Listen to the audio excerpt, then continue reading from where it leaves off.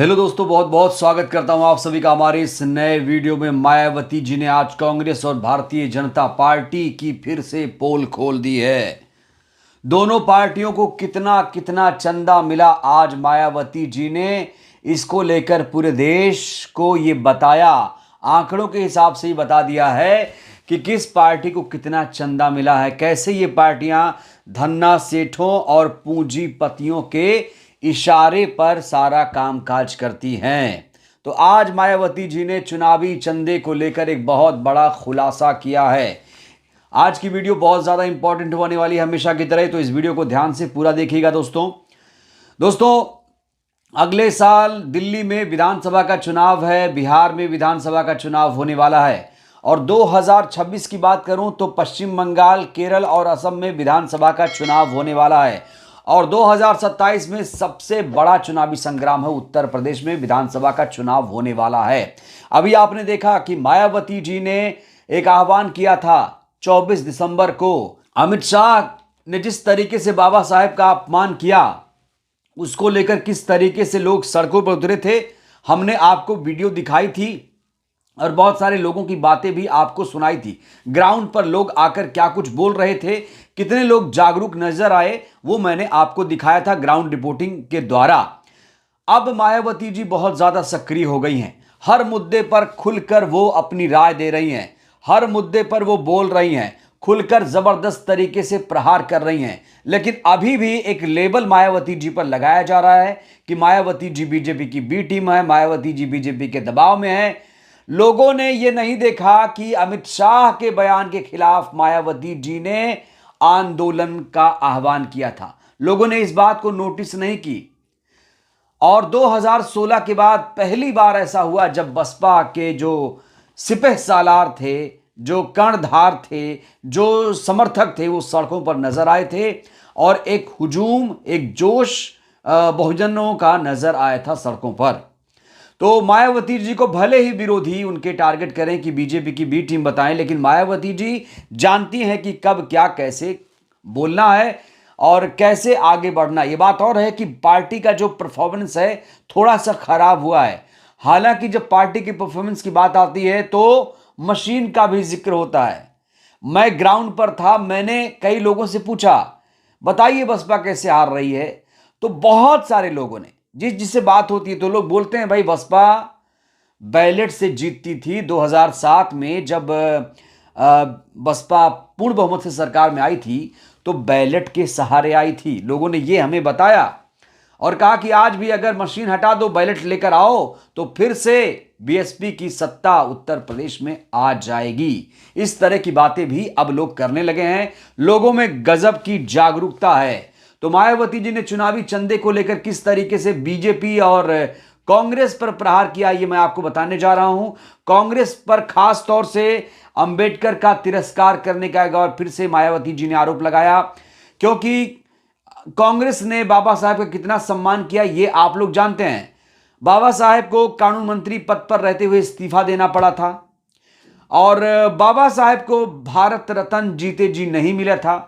यहां तक कि कांग्रेस शासन में बाबा साहेब को भारत रत्न भी नहीं मिला था। तो ये दो पॉइंट बहुत महत्वपूर्ण हो जाते हैं। हालांकि ये बात और है कि कांग्रेस पार्टी के तमाम जो नेता हैं वो बाबा साहेब की विरासत को आगे बढ़ाने की बात आजकल कर रहे हैं। अब वो कितने सच्चे हैं, कितने रियल हैं, ये आप लोग बताएंगे। खैर, हम मायावती जी का बयान जो आया है उस पर बात करेंगे कि मायावती जी ने आज चुनावी चंदे को लेकर, धन्ना सेठों को लेकर, उद्योगपतियों को लेकर क्या कुछ कहा है। देश की अधिकतर पार्टियां बड़े बड़े पूंजीपतियों और धन्ना सेठों के धन बल के सहारे अपनी राजनीतिक गतिविधियां और चुनाव आदि लड़ाती हैं। जैसा कि वर्ष 2023-24 में इनको मिले अकूत धन के आंकड़ों से साबित होता है कि इनके धन्ना सेठ समर्थक और गरीब व किसान विरोधी होने का प्रमुख कारण है। बहुत महत्वपूर्ण बात अगली है। मीडिया के अनुसार वर्ष 2023-24 में भाजपा को सबसे ज्यादा चुनावी चंदा मिला, उसके बाद बीआरएस को मिला, तीसरे नंबर पर कांग्रेस को मिला। अरबों करोड़ों रुपए का इनको चंदा मिला है, जबकि बीएसपी ही एकमात्र ऐसी पार्टी है जो अपने गरीब कार्यकर्ताओं के खून पसीने की कमाई पर ही निर्भर है। अतः सहारा लेकर इशारों से पाक साफ है। मायावती जी यहां क्लियर कर रही हैं कि बीएसपी एक ऐसी पार्टी है जो किसी धन्ना सेठ पूंजीपति से चंदा नहीं लेती है, वो अपने गरीब कार्यकर्ताओं के खून पसीने की कमाई पर निर्भर है। यानी जो उनके कार्यकर्ता उन्हें पैसा देते हैं, मायावती जी को जो पैसा देते हैं, उसी से पार्टी चलती है। और खास बात मैं आपको बताना चाहता हूं कि जब 15 जनवरी होता है, जब मायावती जी का जन्मदिन जिस दिन होता है, उस दिन और ज्यादा लोग दान देते हैं और ज्यादा आर्थिक रूप से बीएसपी को सहयोग करते हैं। और 15 जनवरी जब आएगी तब मैं आपको दिखाऊंगा वो ऐतिहासिक तस्वीरें, लखनऊ में किस तरीके से लोग पहुंचते हैं, किस तरीके से बहन जी को गिफ्ट दिया जाता है, वो भी मैं आपको दिखाऊंगा। कांग्रेस पर किस तरह प्रहार कर रही मायावती जी, ये देखिए। कांग्रेस के दोहरे चाल चरित्र और चेहरे का भी पर्दाफाश होता है कि वह पूंजीपतियों का विरोध करके संसद अवरोध करती है, किंतु उन्हीं धन्ना सेठों से धन लेकर पार्टी चलाती है और सरकार बनने पर उन्हें लाभ पहुंचाने का कार्य करती है, जो इनकी राज्य सरकारों के कार्यकलापों से स्पष्ट है।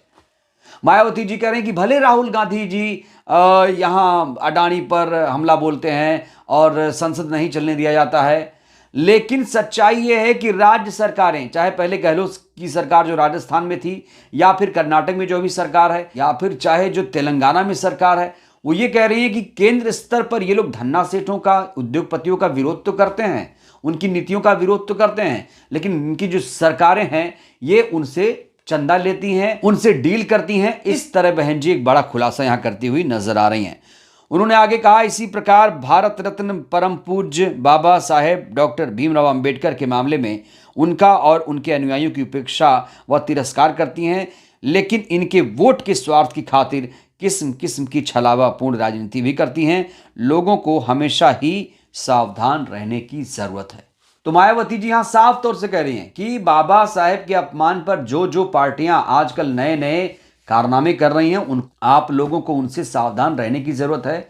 अगर बाबा साहेब की कोई पार्टी वारिस है तो वो है बीएसपी। ये मायावती जी दावा कर रही हैं। उनका ये कहना है कि बाबा साहेब के विचारों पर अगर कोई पार्टी चल रही है तो वो बीएसपी है, क्योंकि बीएसपी की आइडियोलॉजी ही अंबेडकरवादी है, संविधानवादी है। तो मायावती जी यहां साफ तौर से क्लियर कर रही हैं कि अमित शाह के बयान पर भले ही कोई विरोध कर रहा है, लेकिन असली विरोध हमने किया है, सड़क पर हमने लड़ाई लड़ी है। और अमित शाह के इस्तीफे की बात हमने कही थी, सबसे पहले हमने कहा था कि पश्चाताप करो। तो मायावती जी यहां क्लियर कर रही हैं कि जो बीजेपी है, कांग्रेस है, वो धन्ना सेठों से, पूंजीपतियों से चंदा लेकर पार्टी चलाती हैं। और बीएसपी इकलौती ऐसी पार्टी है जो सिर्फ और सिर्फ अपने गरीब कार्यकर्ताओं के खून पसीने की कमाई से जब वो सहयोग करते हैं तब वो बीएसपी को पैसा देते हैं, जब वो सहयोग करते हैं तब ये पार्टी चलती है। तो आज मायावती जी ने चुनावी चंदे का पर्दाफाश किया है। मैं आपको जो आंकड़े हैं चुनावी चंदे के वो मैं आपके सामने रखना चाहता हूं कि इन्हें कितना कितना कितना चंदा मिला है। कुछ आंकड़े मैं आपके सामने रखना चाहता हूं, रियल आंकड़े। मायावती जी ने तो कहा है, लेकिन आंकड़े क्या हैं ये देखिए। बीजेपी को 2023-24 में लोगों, ट्रस्टों और कॉरपोरेट घरानों से 2244 करोड़ रुपए चुनावी चंदे के रूप में मिले, जो 2022-23 में मिले चंदे से 3 गुना ज्यादा है। वहीं दूसरी ओर कांग्रेस से ज्यादा चुनावी चंदा दक्षिण भारत की पार्टी बीआरएस को मिला है। बीआरएस को 580 करोड़ रुपए का चंदा मिला। वहीं कांग्रेस तीसरे नंबर पर रही है, जिसे 289 यानी 290 करोड़ रुपए का चंदा मिला, जबकि पिछले वर्ष उसे 80 करोड़ रुपए मिले थे। वहीं आम आदमी पार्टी को भी चंदा मिलता है। आम आदमी पार्टी को 2023-24 में 11 करोड़ रुपए का चंदा मिला, जो पिछले वर्ष 37 करोड़ रुपए से कम है।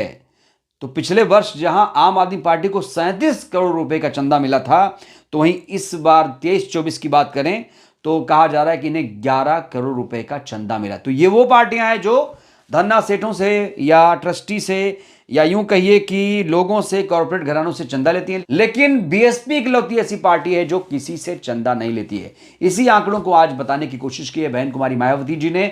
मायावती जी ने जिस तरीके से बीजेपी कांग्रेस की पोल खोली है, जिस तरीके से चुनावी चंदे की पोल खोली है, इसको लेकर आप लोग क्या कहेंगे? आप लोग भी अपनी राय दीजिएगा। बहुत बहुत धन्यवाद।